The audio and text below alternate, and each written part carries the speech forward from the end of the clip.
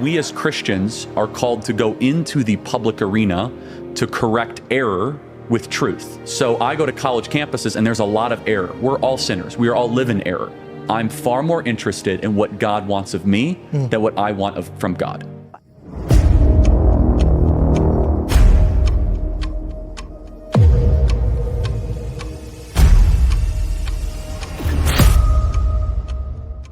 If Christians should not be in politics, then please explain the following to me.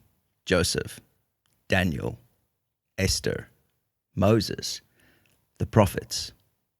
They all had influence in political circles and spoke the truth as God told them to. And if the world turns around to you and says to you, keep your faith private, I want you to ask yourself the following question. What will the world benefit if the light hides itself in darkness? Fear is a tactic used by the enemy to silence truth. And that fear is understandable. But if you succumb to that fear, then all of a sudden you are playing into the greatest weapon used by the opposition. Freedom is not sustainable if you remove religion. And I'll be even more specific. Freedom is not sustainable if you remove Christianity. Eventually it will implode. Eventually, you will be ruled simply by your senses. You'll be ruled simply by your consciousness. The founding fathers always believed that Christians deserved to be counselors to the king. Not deserved, they needed to be counselors to the king. The people whispering in the ear of the leaders, counseling them, do this and don't do that. The church has abdicated its moral place to be counseling the king or counseling the political leaders in our country, and we see the result of that. When Christians bring truth into culture, the world calls it politics. And when culture brings lies into politics, they call it progress. So maybe the real issue isn't whether faith belongs in politics, but it's whether truth still has a voice in the public space. Because if truth leaves the room, then who will decide what is right? Who will set the standards to help people do what is right? So be honest with me. Have you ever been quiet and silent about your faith simply because you were afraid that you were going to be judged for that? If so, please type that in the comments. I'd like to hear about that. We have to recognize that there are double standards at play. You see, when atheists and activists bring forth their beliefs, it's called freedom of expression or freedom of speech. When us as Christians stand up and share our views, it's called forcing religion. Can you see the double standard? But I want to remind you of one of the most powerful scriptures in Matthew 10:32. Jesus himself says, "He who acknowledges me in front of men, I will acknowledge him in front of my Father." You see, the truth threatens darkness, and that is why it's attacked. And that is the reason why you and I have to be steadfast in who we are in Christ Jesus. Are you the same person publicly that you are privately? That's the most important thing that you just have to do. No more disguising yourself when you leave your home. No more that you got to put on the jersey of being kind of this like secular liberal when you're at work. No. You are living under the tyranny of other pressure. Yes, you might lose your job. Yes, you might lose your friends. But the moment that you have to now pretend to be somebody you're not in social situations, then they've won. And the biggest thing is this, is that if you get a knot in your stomach because you're afraid to speak out at a friend's house about a political matter or a social matter or a religious matter, that's the testing point. When asked or pressured or prodded, don't lie. Tell the truth. It's freedom that truly comes from the Lord. Can you see that quite possibly the hostility is not against you, but rather Christ within you? We have to see that there is a biblical pattern, and God always places his people in places of power. We see Joseph, who stood in front of Pharaoh. He had the affairs of his house in his hands. We see Daniel, who was advising kings. We see the prophets continuously guiding the kings. They weren't politicians. They were righteous voices in political spaces. What has happened to that in our world? I want to say this to you, that being silent is not being spiritual.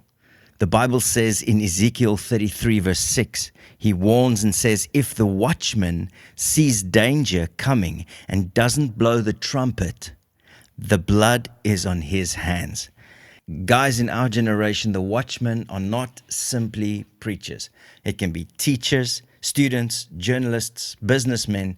I want to say that God has put a mandate in your heart, if you're a believer, to stand up and speak the truth in a time like this. And where silence might feel safe, it's actually surrender in disguise. And every time that we retreat, darkness does not just invade a space, it overtakes the space. And we also have to take note that speaking the truth is not easy and is not without consequences. And Charlie Kirk is a prime example of this. So what if it's your voice that God has chosen to make a difference in this age? There is a cost to this.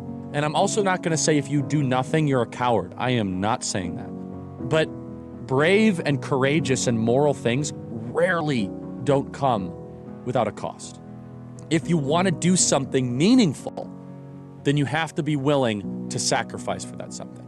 You have to remember that our lives on this earth is temporary. And the impact that we have here has eternal value. And so when we can reframe our view to not just look into the temporal spaces of this time that we have on earth, we will realize the power and authority that lies in our voices and the purpose and the mandate that God has given us.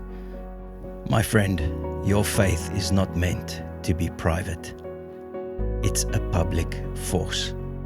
Jesus did not die for us to live in secret faith. He gave us an unstoppable faith. You see, if we only speak about faith inside of the church, how will the message ever reach the world?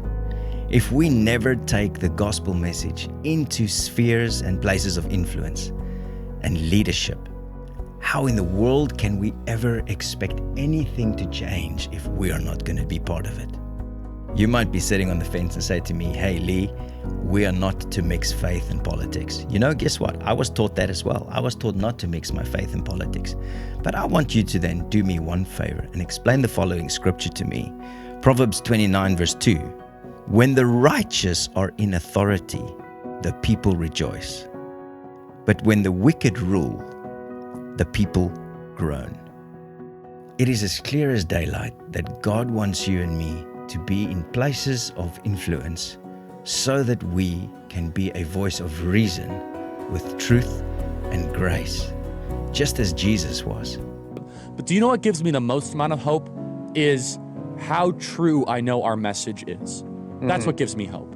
Yeah. And as long as we have people keep on repeating things that are true, it says in the scriptures, Philippians 4:8, whatever is true, whatever is good, ponder on these things, defend these things. If you go back to the Greek, it is to take care of these things, to nurture them. Jesus was truth. He didn't just say true things, he was the embodiment of truth. The most important thing you could do in your life is give your life to Jesus Christ. The second most important thing is make sure you could do the first thing. And if I'm going to be honest, we as Christians have gotten away from our commitment to always telling the truth all the time. Courage is only moral when it's rooted in truth. If we have the truth, we have to act on it, and that's when things are going to start to change. I want to encourage you that we need to confess Christ where it costs the most, because that is where it will yield the greatest harvest. You see, faith that hides is faith that dies. And if not you, then who? If not now, then when? Just ask yourself those questions, because I believe that you were born for today with a destiny that can touch many, many lives. Friends, if this message has stirred you, I encourage you to please share it with people that need to hear it, because silence is the enemy's favorite strategy. I'm Pastor Lee. This is Faith Skills. Thank you for joining me. I want to be remembered for courage for my faith. That would be the most important thing. Most important thing is my faith in my life.